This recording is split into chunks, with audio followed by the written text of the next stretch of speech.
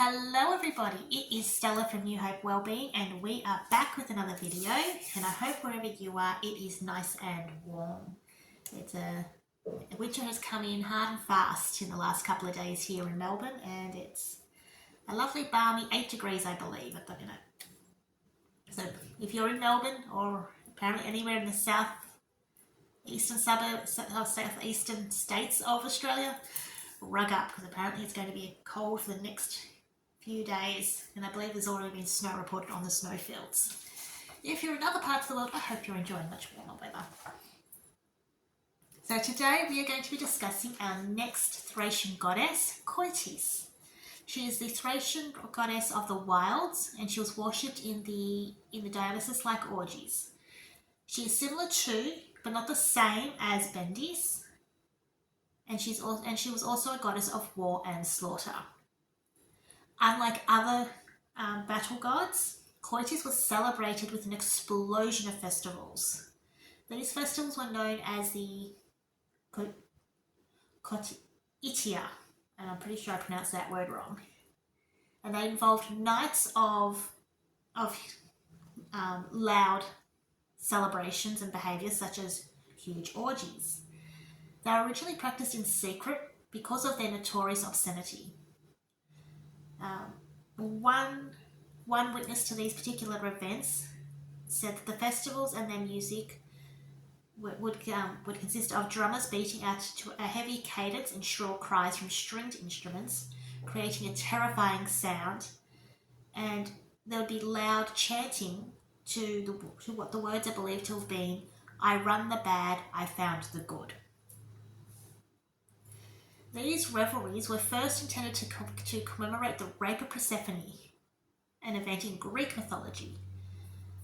The goddess was kidnapped by Hades and taken to the underworld. We did cover this myth in more detail when I was covering the Greek gods, so if you do want to go back, I'm pretty sure I've got that in the Persephone video itself.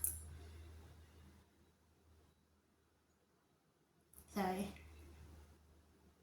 now, due to the Hellenization of Koyts, it meant that her worship would spread as far west as Magna Graecia and Sicily. Those who followed Koyts were known as baptes or washers, as they washed themselves thoroughly in a ritual of purification before beginning the Koytia festival. Now, these are some witness accounts of the celebrations for Koyts. So this is a fragment from the 5th century BC. Practicing the holy rites of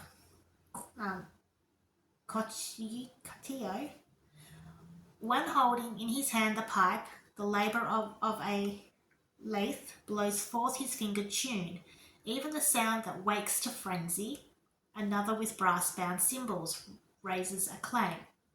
The twang shrills, the unseen, unknown, bull-voiced mimes in answer bellow fearfully, while the chimbrel's echo, like that of a subterranean thunder, rolls along, inspiring a mighty terror. So once again explaining, I suppose, the ferociousness of these festivals. This is a longer description. This is from the 1st century BC or 1st century AD roughly.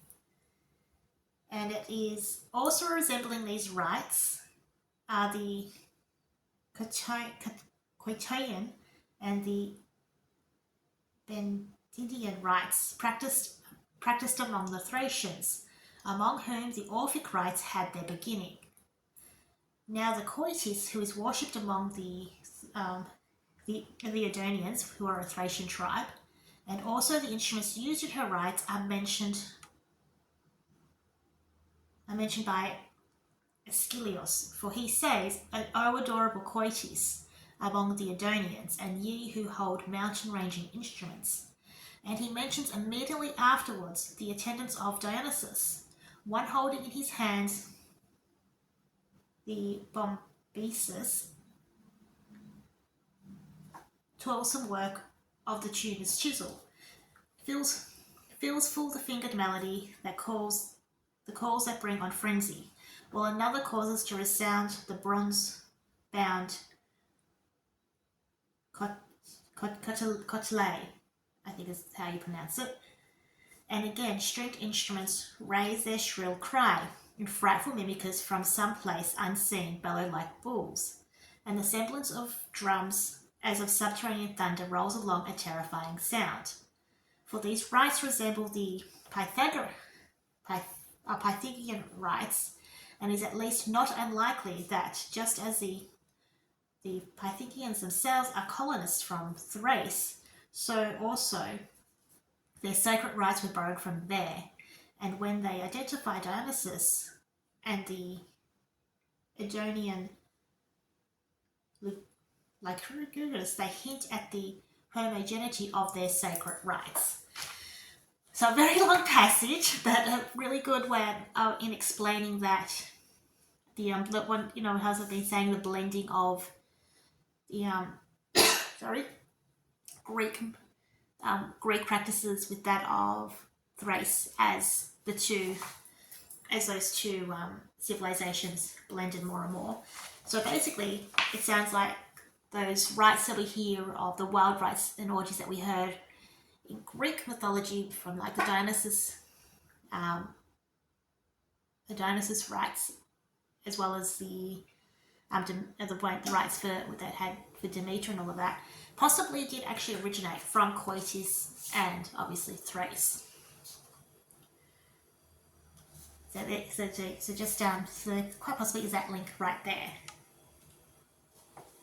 And then in this last description, which was from the 2nd century AD, we've got a Roman senator, Antonius, restored the portico in the sanctuary of Asclepius that was named the Portico of Koyts, which as the brick of which it was made had been unburned and fallen into utter ruin after it had lost its roof. So I guess that's just I guess in that regard, an honouring of